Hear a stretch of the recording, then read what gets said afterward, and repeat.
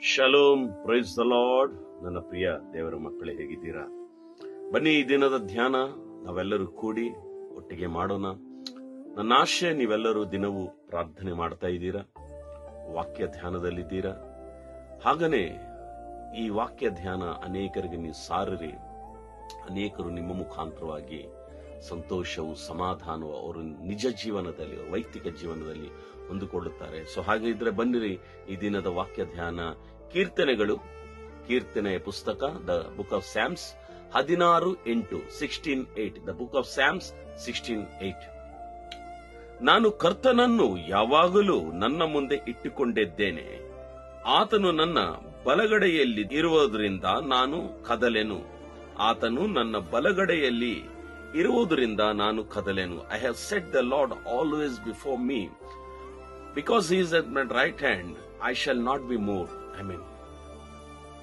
ಭಕ್ತನು ಹೇಳುತ್ತಾ ಇದ್ದಾನೆ, ಮೊದಲನೇ ಚರಣದ ಒಳ್ಳೆ ಮಾತು ಏನಂದ್ರೆ, ನಾನು ಯಾವಾಗಲೂ ನನ್ನನ್ನು ನಾನು ಕರ್ತನ ಮುಂದೆ ಇಟ್ಟುಕೊಂಡಿದ್ದೇನೆ. ಆಮೆನ್.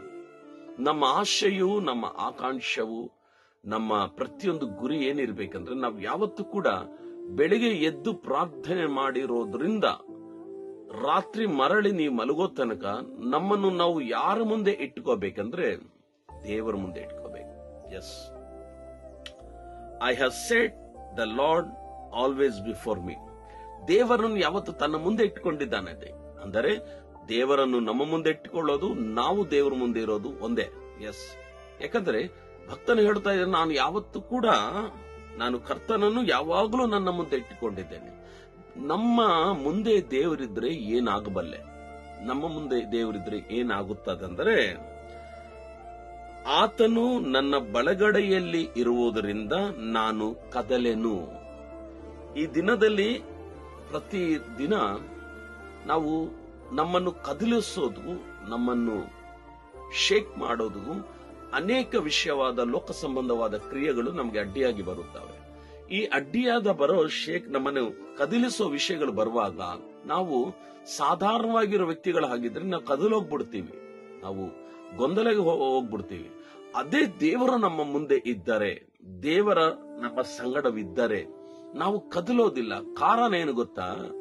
ನಮ್ಮ ಸಮಸ್ಯೆಯು ಸಣ್ಣದಾಗಲಿ ದೊಡ್ಡದಾಗಲಿ, ಸಮಸ್ಯೆದ ಜೊತೆಯಲ್ಲಿ ನೀವು ಆವಾಗ ವ್ಯಾಜ್ಯ ಮಾಡೋದಿಲ್ಲ.